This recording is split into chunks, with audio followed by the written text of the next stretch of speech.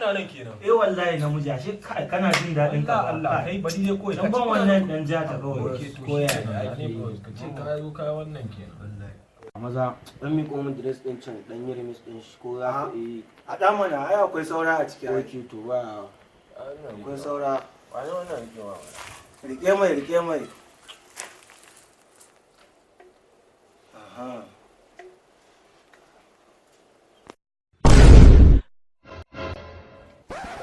Ai yau ina gaya ma. Ai ya ne me haka? Ka shigo ne a firgice. Dole na zo a firgice. Ina nan na aji mai shinkafa ta unguwarmu. Tunda na ci shinkafar ta na ce mata ta bari karshen wata zan biya. Naira 70 ne ba. Sai ka sa waya kama ni. Kai ba wai ku har yanzu.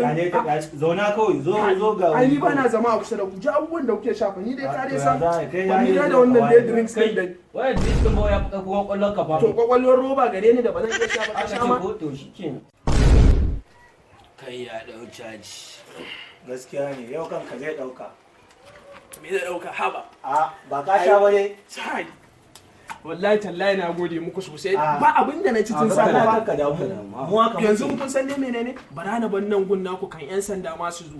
Zan samu shige gida kafin malali ta gani. Ba ka samu mana register ba. Yawwa. Kai dai register mu fa. Ka je ka ji da bashin da ake bunka. To sai dai an jiman ku ni ne. Gayan ne ya ji ya sha. Wallahi gayan nan Allah kaɗai san me zai faru da shi. A yau kan shi ya Wannan ba abin ya sha zaki ba. Wanda zaki ba. Bari ba kai.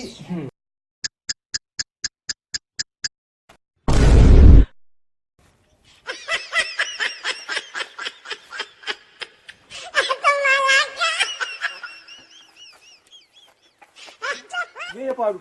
Me ya faru kamar ina? Ina bara ka gane ba ne gidan yayi kan hanya idan gwamnati ta zo rushe shi za su yi to gara na matsar da shi gefe tun kan su zo. kai hakuri.